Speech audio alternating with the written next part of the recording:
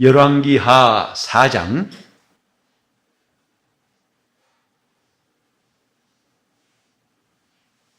1절부터 7절까지를 우리 교독하시겠습니다.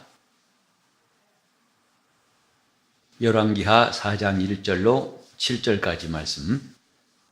선지자의 생도의 아내 중에 한 여인이 엘리사에게 부르짖어 가로되 당신의 종 나의 남편이 이미 죽었는데 당신의 종이 여호와를 경외한 줄은 당신이 아시는 바니이다.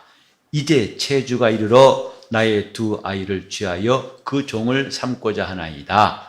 엘리사가 저에게 이르되 내가 너를 위하여 어떻게 하랴? 네 집에 무엇이 있는지 내게 구하라. 저가 가로되 계집종의 집에 한 병 기름 외에는 아무것도 없나이다. 가로되 너는 밖에 나가서 모든 이웃에게 그릇을 빌라. 빈 그릇을 빌되 조금 빌지 말고 너는 내 두 아들과 함께 들어가서 문을 닫고 그 모든 그릇에 기름을 부어서 차는 대로 옮겨 놓으라. 여인이 물러가서 그 두 아들과 함께 문을 닫은 후에 저희는 그릇을 그에게로 가져오고 그는 부었더니 그릇에 다 찬지라. 여인이 아들에게 이르되 또 그릇을 내게로 가져오라. 아들이 가로되 다른 그릇이 없나이다 하니 기름이 곧 그쳤더라. 그 여인이 하나님의 사람에게 나아가서 고한데 저가 가로되 너는 가서 기름을 팔아 빚을 갚고 남은 것으로 너와 네 두 아들이 생활하라 하였더라. 영적 생활이 무엇일까? 우리는 종종 많이 생각을 하지요. 또 어떻게 할 것인가? 자칫하면은 영적 생활만큼 외식하기 쉬운 것이 없고 그 결과 나중에 큰 후회할 일이 또 없을 것입니다. 왜냐하면 당장 영적 생활하는 것이 그 좀 잘하고 있는지 못하고 있는지 또 이것이 정말 효력이 무엇인가를 당장은 느낄 수 없을 때가 많습니다.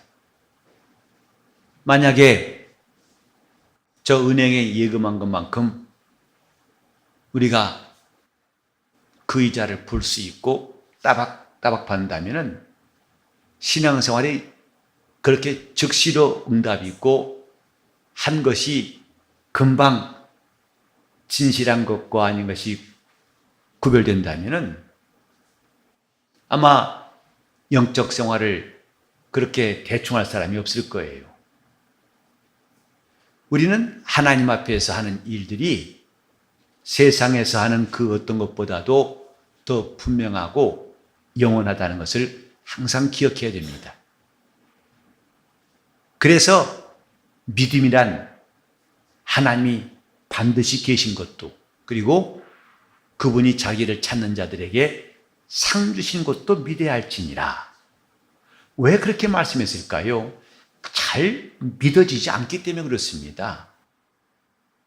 그래서 사람들에게는 보이고 싶지 하나님께 맡겨서 하나님이 갚으신다는 것을 믿는 것은 조금 자기 현실에서는 거리가 먼 것 같아가지고 하나님을 의식함보다는 사람을 의식하기 쉬운 것입니다.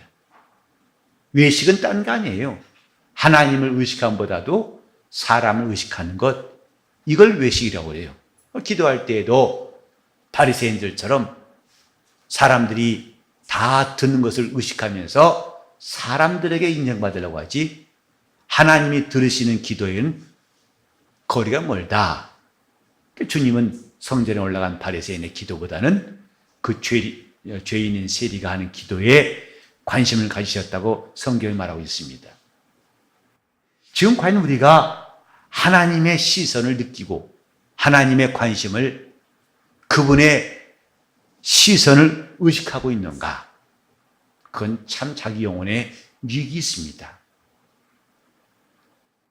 예수를 열심히 믿는 사람들, 또 잘 믿는 사람들, 그 사람들이 지금 이 땅에 사는 동안에도 하나님이 그들에게 역사하시지만은 그 효과는 금세와 내세까지 다 이어진다는 것. 우리가 이미 금세와 내세를 아우르는 영적 생활에 대해서는 들은 바가 있습니다. 근데 그건 자기 영혼만 금세와 내세를 아우르는 게 아니라 이제는 그것이 내 가정에, 자손에게도 이어지는 것이라는 점에서 우리는 더 관심을 가져야 됩니다. 즉 영적 생활을 잘한 사람들은 금세에도 하나님과 깊은 사귐이 있고 그 은혜를 입을 뿐만 아니라 내세까지도. 이것도 중요한데 정말 또 한 가지 중요한 것은 그 효력이 자손에게까지 미치는 것이 영적 생활이다 이 말이에요. 하나님께서도 십계명 말씀하실 때에 바로 내 말을 듣고 나를 순종한다면 자손 천대의 은혜를 베푸느니라 하고 말씀하셨어요. 지금 잘 듣는 너희만이 아니라 너희가 그 말씀을 청종함으로 효력은 천대까지 은혜가 이르느니라. 그러나 만약에 나를 미워하고 내 말을 순종치 않는다면 3, 4대에 이른 저주가 있을 것이다. 우리는 여기서 정신을 차려야 됩니다. 즉 나 하나로 끝나는 것이 아니라 연결된다 이 말이에요. 연결되는데 무엇이 이어지느냐? 천대까지 하나님의 은혜가 이어지느냐? 3, 4대의 저주가 이어지느냐? 이렇게 영적 생활은 자신만을 위한 것이 아니라 그 자손에게도 이어지는 것이라는 것을 알아야 됩니다. 그러니까 부모의 불신앙이 부모가 범죄한 것 때문에 물론 그 죄 때문에 망해요. 본인은. 하지만은 그로 인해서 하나님께로부터 눈에 나버리면은 자손들도 방황하고 그들도 나중에는 형편없이 하나님의 시야에서 사라질 수 있다는 것. 우린 이것을 잘 기억해야 됩니다. 그래서 구약성경에 보면 하나님이 말씀하시기를 너와 내 자손이라고 했었고 신약에 와서는 주 예수를 믿으라. 그러면 너와 내 집이 구원을 얻으리라 하고 하셨어요. 하나님 말씀이 이렇게 내 자신으로만 끝나는 것이 아니라 그 영향은 마치 내 가정의 담 안에가 아니라 담을 넘어간다. 내 다음 세대에도 다음에도 이어질 수 있는 것이 영적 생활이다. 하나님이 우리에게 영원한 생명을 허락하시고 이제는 자기 영혼이 이렇게 영원한 승리를 얻은 것으로 끝나지 않고 이제는 그것이 내 사랑하는 가족들에게 자손들에게 이어질 수 있는 것임을 알게 하셨다. 이래서 신앙생활은 잘해야 되는 겁니다. 남들은 혹시 자기 욕심껏 하나님 앞에 행할지라도 우리는 돌이켜서 나는 저러면 안 되지. 또 예수를 잘 믿는 사람 보면 나도 저렇게 열심히 믿어야지. 왜? 우리는 지금 나와 내 자손이, 나와 내 가정이라는 이 연결되고 있는 중요한 문제를 앞에 두고 있다 이 말이죠. 다 따라합시다. 나와 내 자손이, 나와 내 집이, 그 한 사람이 믿음으로 바로 쓴 일 때문에 자손들도 그 영혼이 주께로 나와서 제대로 하나님을 잘 섬길 수 있기도 하지만은 반대로 그 한 사람이 영적으로 방황한 것 때문에 자손들이 함께 넘어질 수도 있다 이 말입니다.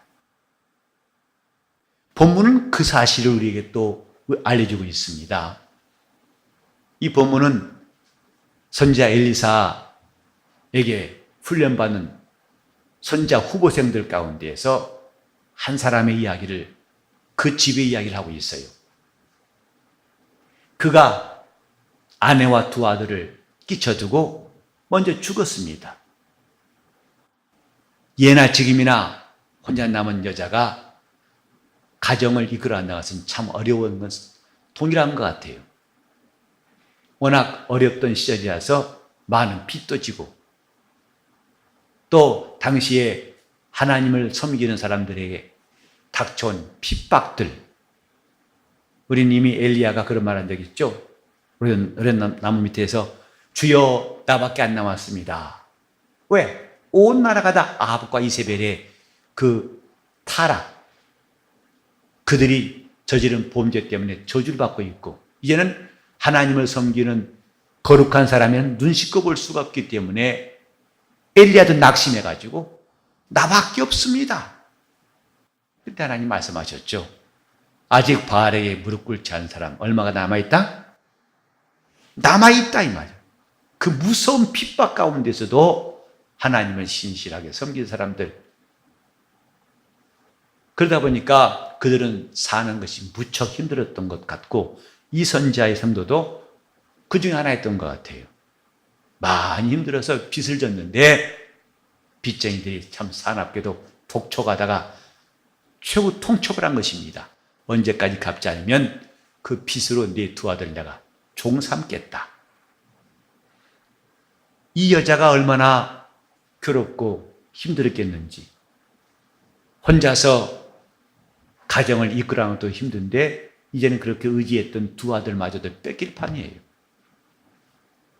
근데 이때 자기 사정을 어디 가서 말할까? 누가 내 말을 들어줄까? 성경에 불쌍한 사람들의 대명사로 고아와 과부라고 말하고 있어요. 그들은 도울 자가 없기 때문에 불쌍한 겁니다. 힘들어도 의지할 자가 없어요. 근데 이 여자는 남편의 스승 엘리사가 기억났습니다. 그래 가가지고 사정을 말합니다. 나의 남편, 곧 당신의 종 기억하시지요? 그가 살아있을 때 얼마나 하나님을 섬기고 경외한 사람인 것 당신도 알지 않습니까? 라고 했어요. 이 사람이 참 훌륭한 신앙인이었다는 것은 여기서도 볼 수 있어요. 물론 가족이니까 자기 남편, 자기 아버지에 대한 자랑은 기본이겠죠. 그러나 이건 자기 집에서만 자랑한 게 아니라 다름 아닌 자기 남편의 스승한테 가가지고 이렇게 말할 만큼, 당신의 종 내 남편 아시지 않습니까? 그가 어떤 사람인지는 당신도 아시는 겁니다. 즉 이렇게 말해도 그는 부끄럽지 않을 만큼 남편이니까 후한 점수를 준 게 아니라 스승인 엘리사도 인정할 만큼 그는 하나님 앞에서 신실한 사람, 하나님을 경외한 사람이었다 이 말이죠. 이 말을 듣고 엘리사가 그를 도울 마음이 생겨가지고 내가 너를 위해서 무엇을 하랴? 내가 너를 위해서 무엇을 하랴? 너희 집에 무엇이 있느냐? 우리 집에는 기름 한 병밖에 없습니다. 그러면 너는 가서 내 이웃들에게 빈 그릇들을 빌려오되 많이 빌려와라. 몇 개만 하지 말고 많이 빌려와라. 그리고 너와 네 두 아들이 문 닫고 집에 들어가서 그 기름병을 따라 부어라. 선지자 시킨 대로 그들은 똑같이 했어요. 그런데 그릇에 기름이 채워지고 다시 다른 것을 대도 또 채워지고 계속 기름병에다 쏟아지는 기름병에다가 그릇을 갖다 놓습니다만은 한 병밖에 없던 기름에서 계속 기름이 흘러나와 가지고 마침내는 더 이상 채울 그릇이 없을 때까지 기름병의 이적이 계속됩니다. 아들에게 또 없냐? 어머니 빈 그릇 없어요. 다 채웠습니다. 이 놀라운 사실을 경험하고 쫓아가서 당신 말씀대로 했더니 이렇게 되었습니다. 그때 선지자가 그걸 다 팔아서 내 빚도 갚고 너와 내 두 아들이 생활하라. 저는 이 기름병의 이적을 종종 생각해요. 저는 우리 교회를 위해서 기도할 때도 이 이적을 생각하면서 기도합니다. 우리 교회, 우리 주님이 원하시는 사람들이 오게 하소서. 우리 교회에 꼭 필요한 사람들을 보내주시옵소서. 그리고 주님이 예비하신 영혼들을 부지런히 찾게 하소서. 그래서 매주간마다 기린병의 이적처럼 새로운 가족들이 끝없이 한 주도 걸지 않고 나오게 도와달라고 하는 기도를 이 성경 보고 큰 감동받아서 지금까지 4년 넘게 하고 있어요. 물론 지금 어떤 때는 새신자, 제가 좀 나오기도 하고 안 나오기도 합니다. 하지만 저는 이미 이것이 기도의 응답인가? 아니요. 앞으로 이루어질 거라서 생각하고 저는 계속 기도할 거예요. 하나님의 도우심이라는 것은 한마디로 이적입니다. 이적은 사람들의 계산으로 설명할 수도 없고 해결할 수도 없는 것을 말합니다. 이 과부 선지자 생도였던 그 가정에 이루어진 이적. 우리가 하나님을 안다면 우리는 이런 이적이 나타나기를 사모하는 것, 그건 정상적인 신앙, 이건 기복신앙이 아닙니다. 주님의 이적이 있기를 바라는 것은 정상적인 신앙이에요. 세상 사람들이 갖고 있는 계산대로 방법대로 되는 것은 믿음 없이도 할 수 있는 것은 이적이 아닙니다. 오직 하나님의 역사하심, 그분의 이적으로만 살려고 하는 것은 하나님을 사랑하는 순전한 성도들의 공통 DNA예요. 자, 하나님의 도우심으로 살자. 이러면은 하나님의 이적으로 살자 해봅시다. 하나님의 도우심으로 살자. 하나님의 이적으로 살자. 하나님의 이적이 곧 그분의 도우심이에요. 인간들도 할 수 있는 걸 갖다가 해놓고 하나님 도우셨다고 그런 말들은 우리가 쓸 필요도 없고 그런 데는 관심 갖지 맙시다. 오늘날 한국교회가 따가운 질책받는 것 자기들이 해놓고서 하나님 하셨습니다. 이런 가증한 말들이 많아요. 우리는 그런 것 정말 멀리 하셔야 됩니다. 하나님만이 하실 수 있는 이적이 나타나도록 우리는 그런 이적을 사모하는 참 신앙인 되는 것이 중요합니다. 참 신앙에는 이적이 있어요. 하나님은 그런 사람들을 그냥 내버려 두지 않습니다. 이 본문 말씀이 우리에게 무엇을 깨닫게 하는가? 이 여자가 얼마나 가련한 처지에 있다는 걸 우리는 알 수 있습니다.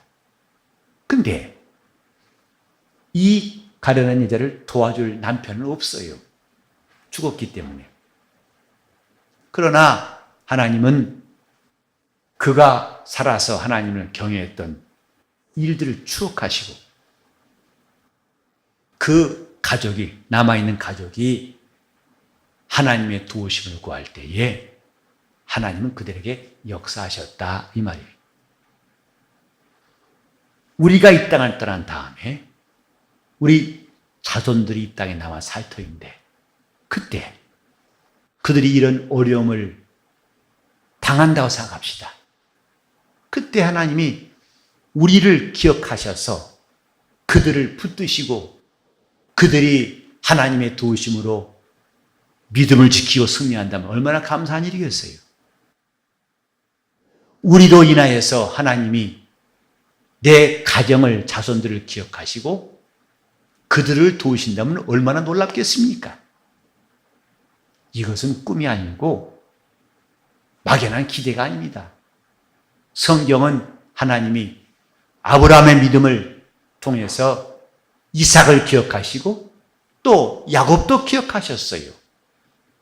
그래 천대에 이르는 은혜를 베푸시겠다는 약속을 아브라함 가정에 하신 것을 기억합니다. 우리는 그런 하나님의 역사를 보고서 우리도 믿음 가질 수 있어요. 나로 인해서 내 자손들을 하나님이 기억하신다면 얼마나 훌륭한 일일까? 놀라운 일일까? 그래서 비록 그들이 나를 보지는 못했을지라도 우리 조상 가운데 이런 훌륭한 신앙이 있었고 하나님은 그를 인해서 우리에게도 믿음 지키기 힘든 이 시대에도 하나님 우리를 붙드시고 우리를 이렇게 도우신다고 그들도 주 앞에 간증하며 감사한다면 얼마나 감사한 일이겠어요. 영적 생활은 나 하나로 끝나는 것이 아니고 하나님의 은혜가 이어지게 하고 그분의 복이 이어지게 하는 것입니다. 여기에 한 병 기름은 곧 이 선자의 생도가 하나님께 받은 은혜라고 합시다. 오늘 우리 모두의 믿음이라고 합시다. 우리의 믿음으로 하나님께 받은 복이라고 합시다. 그리고 여자가 빌려온 많은 그릇들은 내 자손들의 영혼이라고 합시다. 그 기름이 그릇 하나에 채워지고 또 다른 그릇 되면 거기 채워지고 또 채워지고 채워져서 더 이상 채울 수 없을 만큼 기름병의 이적이 나타난 것. 오늘 우리의 참 신앙이 하나님께 받은 복과 은혜가 자손들의 영혼에 이렇게 차고 넘치는 것, 이거 기가 막힌 복 아닙니까? 이 세상에도 재물을 물려주고 싶어가지고 억지로 상속합니다. 그러나 3대를 넘긴 집안이 별로 없어요. 그 부모가 물려준 재산을 오히려 더 많이 증식해가지고 성공한 사람은 눈 씻고 보기 힘듭니다. 전에 어떤 신문 보니까 3대째 판사가 나왔다고 아주 신문 기사로 나왔어요. 할아버지도 판사고 아버지도 판사고 마침내 자기도 판사가 되었어요. 영광스러운 일이죠. 또 3대째 장군이 나온 집안, 그 참 드문 일입니다. 근데 이제 누군들 자식이 귀하지 않아서 자기가 가진 명예나 그런 지위를 상속하고 싶지 않겠습니까? 근데 그건 인간의 욕심으로는 한계가 있는 겁니다. 오늘날도 교회 세습 문제가 많이 나오고 사람들이 비판받고 있죠. 억지로 자기가 교회를 물려주려고 하는 방법, 하나님이 기뻐하시지 않기 때문에 안 되는 겁니다. 우리는 내가 물려준 것이 아니라 하나님이 주신 복이 이어지게 하는 것, 이것은 참 옳습니다. 그분이 역사하시게 하는 것, 그게 옳습니다. 하나님이 나로 인하여 내 자손들에게 은혜를 베푸시고 그들이 내 사는 날 동안 하나님의 인도하신 것을 또한 똑같이 경험할 수 있다면 이것이 진정한 복이라고 아니할 수 없습니다. 하나님의 복은 신령한 기름처럼. 제가 성도들 축복할 때 종종 쓰는 말이 그거예요. 이 가정에 하나님의 복과 은혜가 신령한 기름처럼 흐르게 하옵소서.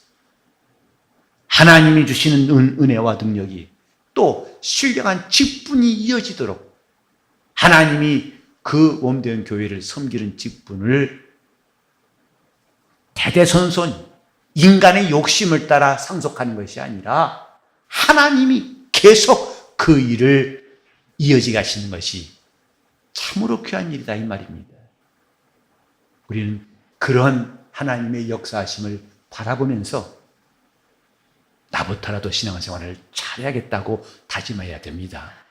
나부터라도 기도생활을 철저하게, 남이야 뭐라든 말든 어떻게 하면 내가 신앙생활을 참 잘할 수 있을까?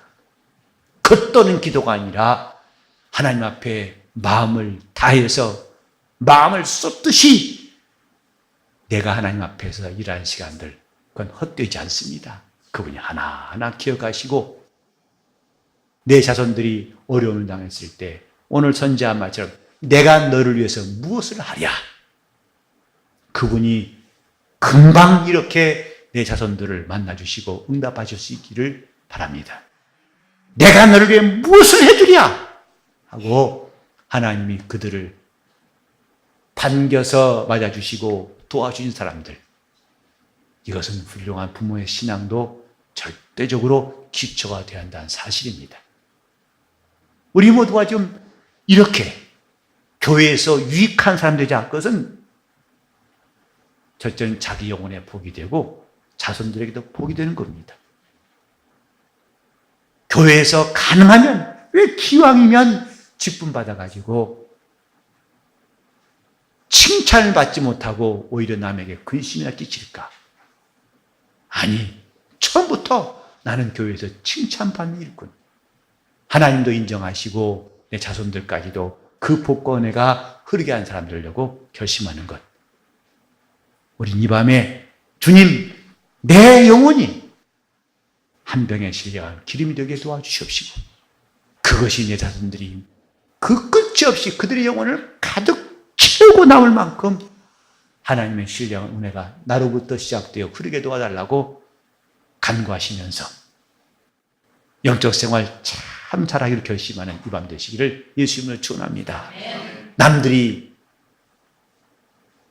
대충 한다고 해서 우리가 거기에 흔들릴 필요 전혀 없어요. 저는 우리 교회가 시작된 날부터 다짐하는 것은 우리 교회가 빨리 성장하는 것처럼 그렇게 그걸 바라지는 않습니다. 근데 우리 교회가 이 수준에 머물자는 것도 아닙니다. 그건 그분이 역사하시는 증거로서 성장을 얼마든지 우리가 삼어 기도해야 됩니다만은 거기다 더해가지고 사람의 욕심과 사람의 방법들을 동원해서 저는 싫습니다. 저는 교인들이 많아진 것보다 더 중요한 게 뭐냐면 우리가 성경대로 믿는 그 믿음을 이제 우리가 실천하는 것. 그래서 주님이 세우신 교회라는 말씀이 우리에게도 아멘이 되고 우리 다음에 온 사람들 다 아멘 될 수 있도록 이 시대에 이렇게 성경대로라는 교회가 있다는 것이 주님 앞에 자랑될 수 있도록 우리는 그런 사람, 그런 지체가 되지 않겠습니까? 저는 이제 교회 이전에 이제 확장에 대해서 기도했습니다만은 나는 여러분들이 내 입장 떠나서 우리 교회를 생각하는 마음이 있다면 주님이 여러분 영혼에 관심 있으실 거예요. 너는 진정으로 주님 몸된 교회를 생각한 사람이라고 인정하신다면 하나님이 여러분을 왜 사랑하지 않겠어요? 왜 기도를 안 들으시겠어요? 하나님의 교회에서 참으로 한결같이 소중히 쓰임받는 여러분 되시기를 예수 이름으로 축원합니다. 내 영혼에 하나님 목이 신령한 기름처럼 흐를 수 있도록 다 통성으로 기도하시겠습니다. 하나님 아버지, 우리가 주를 배울 때에 우리 주님께서 우리 하나님을 사랑하고 순종했던 영적 생활을 기억하시고 나와 내 자손들을 함께 기억하시는 성도가 되게 하여 주시옵소서. 오늘 밤에 나와 기도하며 주님을 진실한 마음으로 사랑하고 참말을 하고 싶어하고 참 영적 생활을 원하는 성도들을 하나님이 일일이 기억하사 저들의 영혼이 신령한 기름병이 되게 하여 주시옵시며 얼마든지 자손들의 영혼을 그 은혜로 복으로 채울 수 있는 영적인 부여가 있게 도와 주시옵시고 이 땅에서 우리는 주님의 몸된 교회에서 신앙생활하는 그 시간마다 하나님 앞에서와 사람 앞에서 칭찬과 귀중히 여김받는 성도들로 씌어지게 도와 주시옵소서.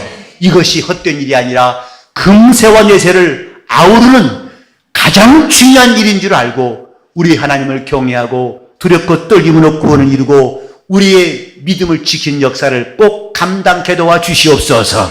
주연이 함께 하시고 꼭 예수 이름 받들어 기도 올리옵나이다.